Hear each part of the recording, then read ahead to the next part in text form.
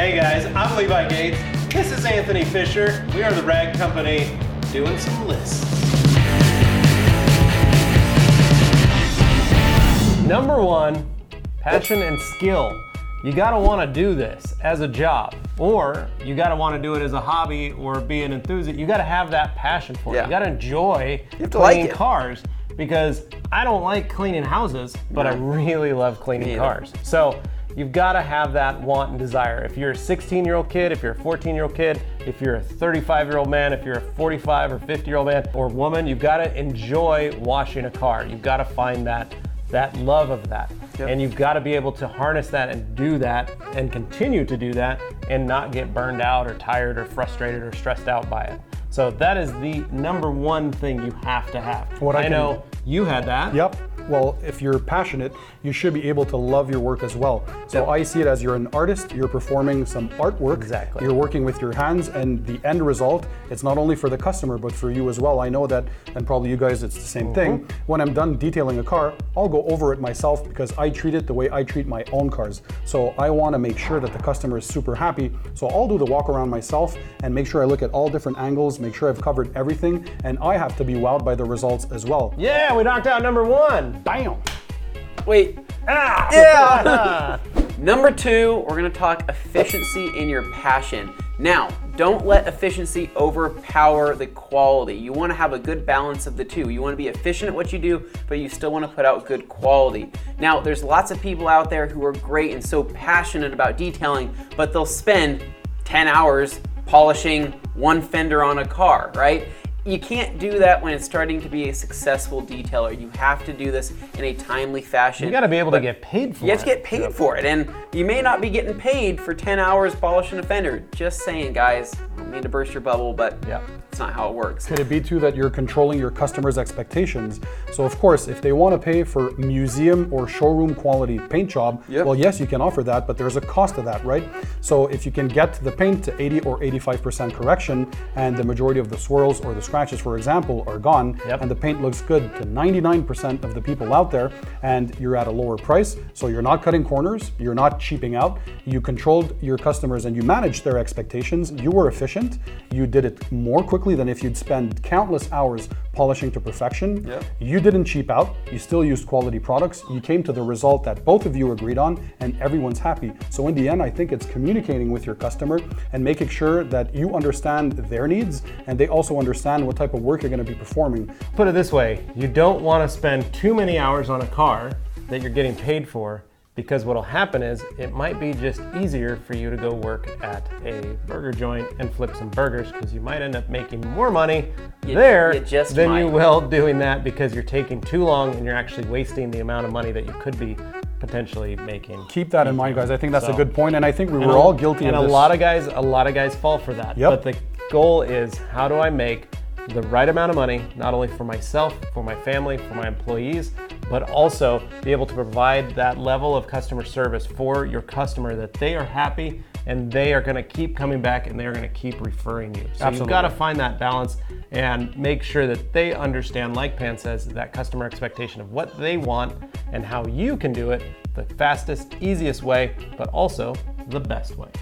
Number three, networking. So what is networking? Essentially, well, we've all started off by detailing our friends or our family's cars. And that's totally normal because you're building your experience, you're building the trust factor, and you'll get that word of mouth thing going where people will be watching your results and giving you recommendations. But how do you build from there?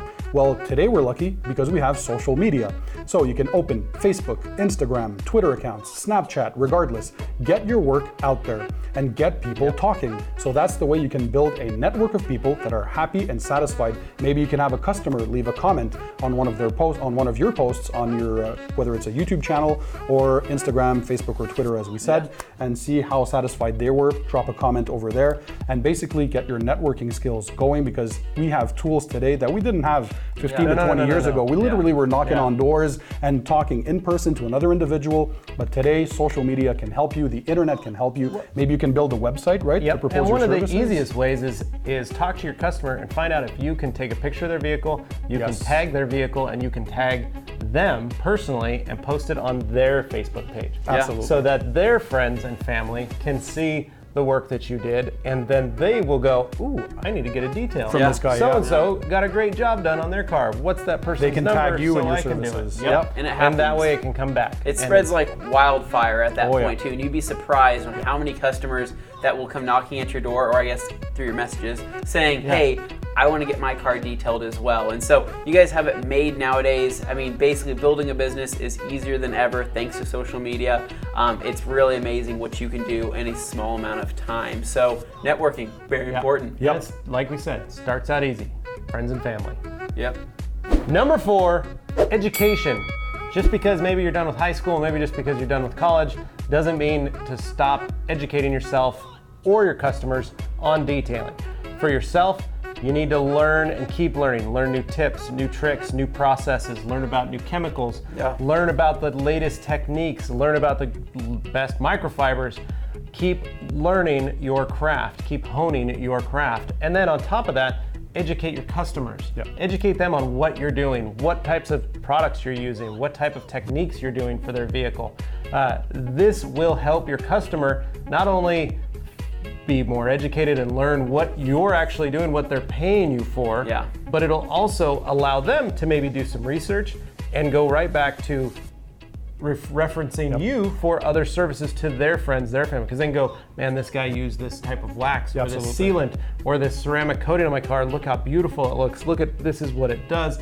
They become salesmen or salespeople for you and your company. Yeah, and educating, basically, that's not always giving away all of your secrets. A lot of people think that educating your customers is a bad thing, like you're telling them everything that you're doing and they're just gonna go run off and do it themselves. That's not true at all, because remember, you're the professional. You're the one that's been doing this. You have that background, that education, the things secret you've learned sauce over the years, right? They can't just go jump out on their car and go take a polisher for the first time and get the same results that you would get if you're a professional. It just makes sense. So remember, educating is not a bad thing. You know, it's telling them what they're doing and basically what you're doing and what they're paying you for. And also, I'd say stay ahead of the curve, guys. When Levi was saying the education is continuous. So what we used to do 5 to 10 years ago with products, techniques, and equipment, everything has changed. Things evolve. So you want to stay up to date. And today, you have easy access to YouTube videos, for example. So that's a great way. We have professionals on YouTube who explain the way they do things. You have many tutorials, a bunch of companies that present and explain their products. So those are a good way to begin. Back in the day, we only used to have car forums, and you had to write and type up stuff, and it'd take a lot more time. But there's always a way that you can improve and keep on learning and staying up to date. And another way to do it, sign up as an IDA member, the International Detailing Association, the-IDA.com, and that will help you make connections with other fellow detailers, top guys in the industry, as well as manufacturers, so that you can truly become your best self and become a professional detailer. That will help benefit you, your customers, and your family. Absolutely. Yeah, that's education. Number 5, professionalism. So guys, it's not because you're washing or detailing cars that you're not professional. So it's very important, the way you dress, the way you look, the way you talk. Be courteous, be professional. If you're a mobile detailer, make sure that you're on time. Never leave a mess behind you, or especially not in your customer's car, because don't forget, their car is usually a prized possession for them. So it's usually the second most expensive purchase or lease after a home. So for many people, this is quite the thing to come and see you and have trust in you for you to detail their cars. So make sure you look the part, make sure you talk and you walk the way in a super professional way. Another way you can differentiate yourselves from your competitors is give that added touch. So sometimes it's by over delivering on a certain aspect. For example, on glass, you can maybe spray a quick wax to give that added gloss or that added beading. Or also you can leave, like I used to do, or some of these guys used to do as well, is maybe a list of the steps and the products that you used on the vehicle with your business card stapled on it. So that looks good. And the customer, when they come back home, so they've been overwhelmed, they saw the results with you, you did the walk around, and it was a lot to take in. But when they come back home, they have time to decant all that info and to look at it and say, hey, listen, talk to their friends, look at what this guy did on my car, look at what the products he used. So I think that's pretty cool. Well, and I always go back to brush your teeth, comb your hair, wash your face, and smell good.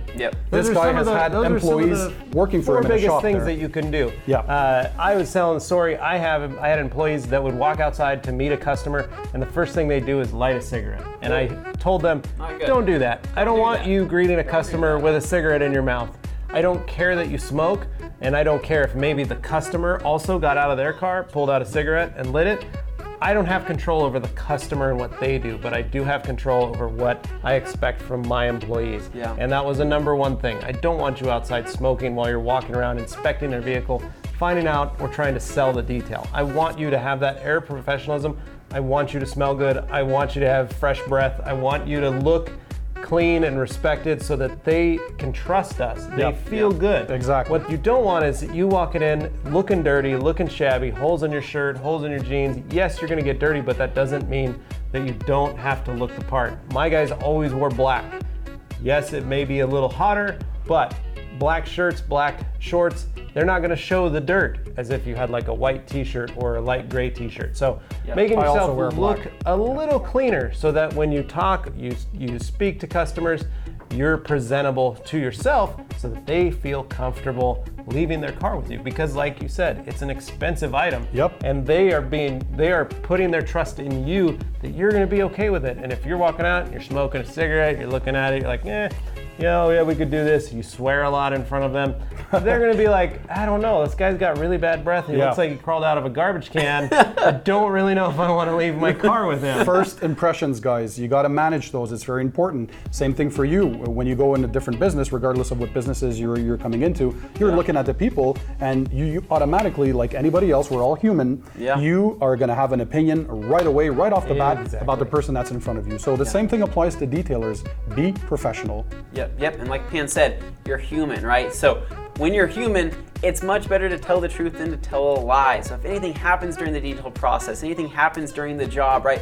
Always be upfront, be honest. If you're running late, let them know. That's professionalism. Don't lie and make up excuses. Just be open and transparent, and that goes a long way. A very long way. By the way, guys, if you want to geek more about this, how to start your own detailing business, I have a 2-part video series on my own channel. So once again, I'm sure the Rag Company, they're going to link that video up here and also include the link to those videos in the description under the video. But yeah, go ahead, watch them, and anybody can do it. It's a thing of passion. So we covered professionalism. We covered things that can differentiate you from everybody else. Make sure you enjoy, stay up to date and educated on this whole business, and go out there and, enjoy detailing like we all do. All right, guys, so that's gonna wrap up our 5 tips for starting a successful detailing business. Now, if you guys haven't checked out Pan's channel, make sure you check out his channel and all of his detailing related content, as it's great and extremely informative. If you guys like this video, make sure to give us a thumbs up. You guys can subscribe for more, and as usual, stay tuned for more videos, more detailing related content right here at the Rag Company. 1, 2.